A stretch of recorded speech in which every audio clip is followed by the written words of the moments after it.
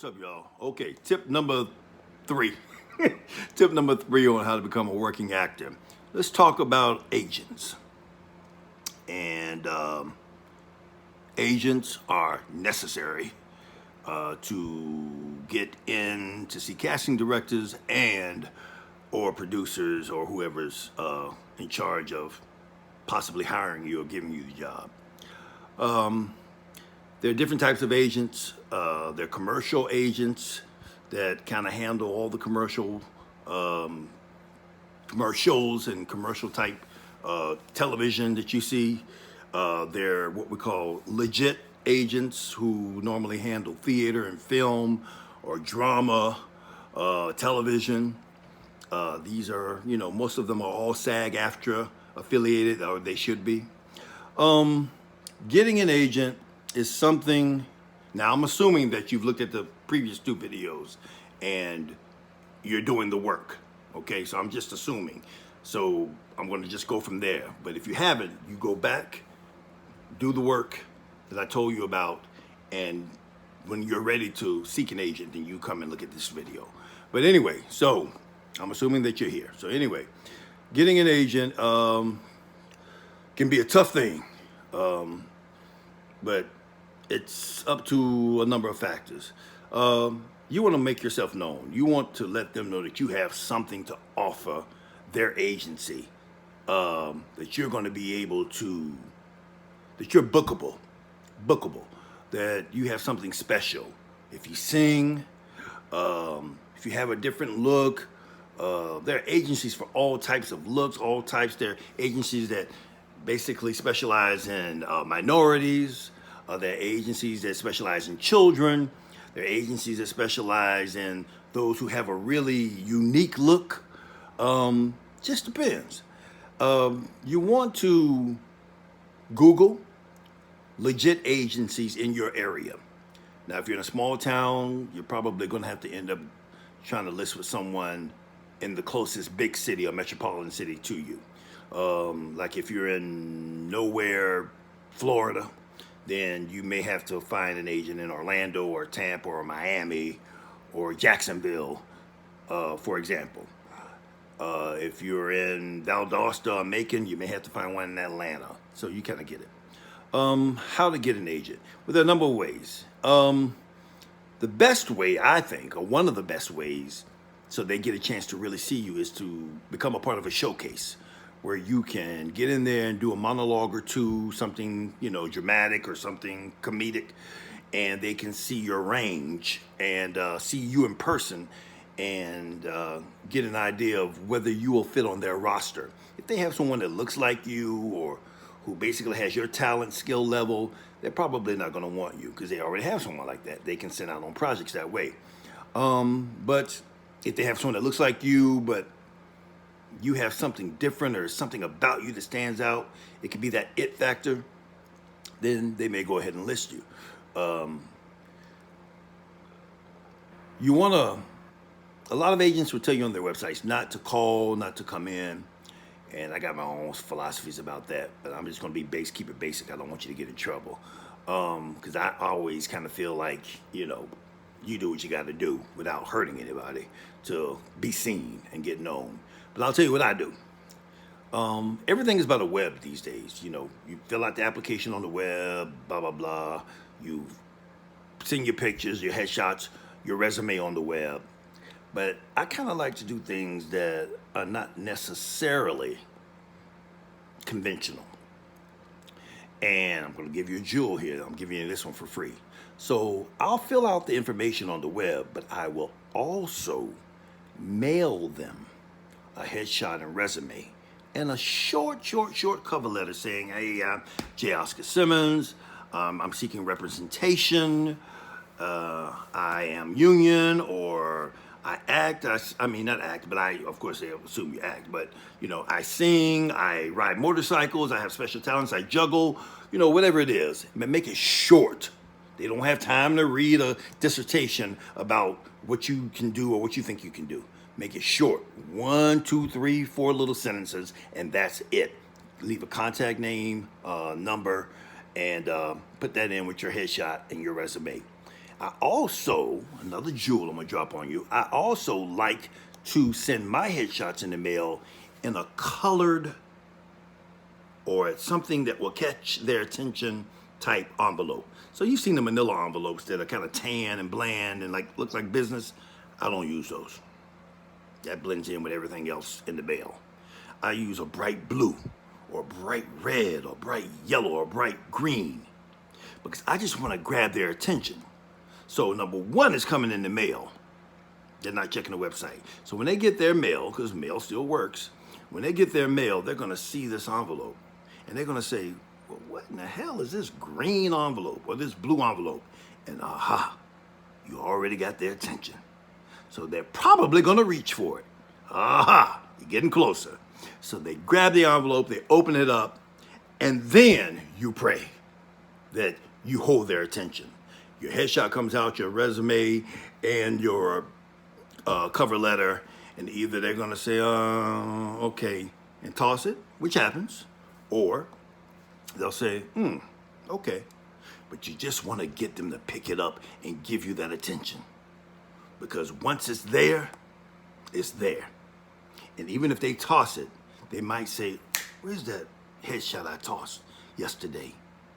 You know, and they may look for it. So you never know. So I like to use the unconventional ways. So that's my kind of secret. And then I'll do what it's called a mass mailing. They used to be really popular years ago, and I still do them, where I will get 100 or 200 of those envelopes and mail them all out. All I need is one agent out of 100. One. Because the agents get what we call the breakdowns, and all of them basically get the same breakdown. And the breakdowns are basically what jobs are available. CBS is casting Madam Secretary, and they're looking for someone to play the maid. And all the agents are going to see this, and they're going to send who's ever on their roster, their talent roster, out for this role, who they think fits that role. They'll send that out to the casting directors. The casting directors may say, okay, I'll see her, him, and her. And they may be different agents. They may be 2 or 3 from the same agency. You just never know. But you want to go ahead. Sorry, something's in my eye. So you basically, just want to get one agent. You need one agent. You need a legit agent. And if you're going to do commercial work, you're going to need a commercial agent. For the most part, here in New York, this area, it's kind of a must to basically have almost all of those. If you just want to get work, if you're theater, if you dance, you sing, you act, you want a theatrical or legit agent, and you probably want a commercial agent as well. I've done both work. I've done both. I focus now on drama, theater, and film. But I've done commercials and what have you, and I've even done print jobs. That's a whole nother area. So don't send your headshots and resumes out until you are ready. Now, some of them will call you into the office and say, okay, let's say they don't come to a showcase or you're not involved in the showcase. They may call you into the office. That means you're probably going to have to be prepared. Preparation is key. That's the work in the first 2 videos. And ask you to do a monologue, maybe something comedic and something dramatic. And if you sing, they may say, okay, sing. Give me 2 different genres of music. Give me something classical or opera. And give me something gospel. Or give me something R&B. Give me something pop. Give me something country, whatever. But whatever it is that you do it.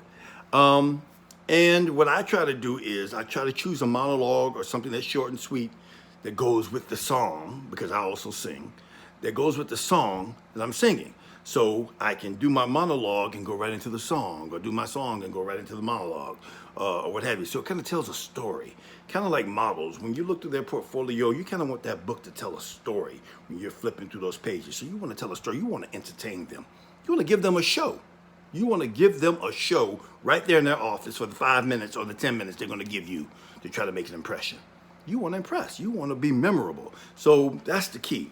Okay, so don't do this until you get to that, until you feel confident. Okay, I'm ready. I need an agent. I want to get out here, and I know I can do what I got to do. To book this job. The agents will make the decision. If one turns you down, you keep pressing. You keep pressing. Now, one thing about this business is if you got thin skin, get out. Get out, because I've been told no way more times than I've booked. Trust me. And like I said, I've been doing this for about 20 something years. And I'm just getting some pretty good work. So all those other years, no, no, no, no, no. But the passion keeps me going. Because one day you may get that big yes, and then you're accepting your Academy Award on television. Okay? And I hope that comes true for you, for me, for anyone who wants to pursue this. There's room for all of us. It's not a competition. It's not a competition with other actors and this. And don't just stay focused and be grateful and stay in your lane and work on your craft and focus on you. Don't go into an audition sitting there. We'll talk about auditions later, but I'll hint a little bit now. Don't go in there in the waiting room, sitting there and looking at that guy and looking at this guy and saying, wow, he looks like he can do this. He looks like, it's not about them. It's about the work you can do right then, that day, the best you can give. And the rest is not up to you. Once you walk out of that room, you're done. Some of it, like I said, is who you know and blah, blah, blah. But if you don't know what you need to know when you walk in that room, you will not get booked. You have to be able to sustain. I don't care if you know P. Daddy, Spielberg, whoever. If you walk in that room and you can't act, you can't do the job, you won't get it. Or you'll get it and you probably won't sustain in the business long. Okay? So doing the work and learning your craft. And once you get to that point, you're going to see that probably if you love this business, that's more rewarding to you than the awards, the accolades, the autographs, the sunshades and limousines, and all of that. It's about the craft. You hear actors talk about it all the time. It's about the work. They enjoy the work. They love theater because it's a live audience, and it's that they're transferring that energy with a live audience, and it's never the same every single night. Okay? So getting an agent is basically getting online, following their criteria, and submitting your headshots and resume. Put together as much as you can on your resume. Your church, if you're brand new, your church plays, your high school plays, your community theater plays, whatever you've done, put that on there. And if you've gotten a small role in a Will Packer television show or film or a Tyler Perry thing, you put that on there, because I do. Yes. So, but don't wait for that level. If you don't get that at first, put whatever it is that you've done on there. All right, put that on there. Submit it. Don't really need to follow up too much because it's kind of, bugging them. They don't be bugged. They're busy. Agents are busy. And remember, it only takes one agent to say, we'll sign you. Because once they have you on their roster, then you're good to go. Now, sustaining yourself, because you need to try to book while you're on their roster. Let's say you're on the roster for an agency. And they send you out on an audition. You don't book it. They know that. They're investing in you. Okay? Or that's something else I want to tell you about in a minute. They're investing in you. They send you out on another one. You don't book that. 3 more, you don't book that. They're going to keep trying because they know the formula. It takes a little while for casting directors and people to get used to you and see what you can do. After a while, if you don't book anything, maybe 6 months to a year, they're going to probably let you go. And you have to find another agent. And you might want to do some, like, why am I not getting booked? Try to get some feedback. Try to look at your auditions, get someone else, get another eye on your auditions to say, I didn't book anything. What's going on? You see anything that doesn't seem right to you? Get somebody, another eye. Get someone who just watches television and get someone in the industry. Let them both, kind of critique. Now, investing. What I want to tell you is never pay an agent anything. Agents invest in you, okay? She, he, her, him, they have something I think I can work with. They will list you. Once you book the job, then they'll get a percentage, usually about 10%. They'll get a percentage of whatever you make, whether it's scale. We'll talk about scales and unions and pay later. Scale, double scale, or whatever. Probably scale first off for beginners. Okay? So Never give it. Oh, it takes. If they say, oh, it takes $200 for you to list with my agency, run. It takes $0. They're investing in you. They're going to get paid. Okay. Now, some agencies may say, well, and I've had this a lot, and I frown on it, but I just do it because most agencies have websites nowadays, and they want to put you on their website with the other talent, so that a client can come in and say, okay, can you submit, this girl and that guy? I saw them on your website, and to maintain that website, they charge the talent. So it may be $100 a year, $50 a year, $75 a year, whatever it is. I'll go ahead. They'll usually take it out of your first job or something like that. You don't really have to pay it up front. And if they ask, just tell them I don't have it. Unless you just want to pay it and you got it like that, then go ahead and pay it. But they'll still put you up there and say, well, I'll ask them, can you just take it out of my first booking? And they'll do that. Okay. So I kind of don't like that either, because I'm thinking, hey, well, you get me in the door, I booked the job, we both get paid, and I've been booking quite a bit, but that's when you get to that level. You can kind of barter back and forth with your agent about that when you feel comfortable and that you bringing something to the table. Then you can get into that. I just pay it, even at this level, I just pay it and keep it rolling. It's only once a year. Okay, but never pay anything up front. 200, 300, 400 to list with me, and then I can get you this. No one can promise you a job. No agent can get you a job unless they're producing something of their own. The producers and the casting directors hire you. Okay, that's it. Any questions? Put them in the comments below. Like I said, I want to keep 16 minutes on this. Wow. I'm going to keep these videos short. So that's tip number 3: how to get an agent. Go back to that mailing piece that I talked about. That really works for me. I'm speaking, all these videos are about my experience. That really works for me. It makes me stand out, and I'm giving you that jewel for free. Actually, it's worked every single time for me. All right, talk to you later. Go get them.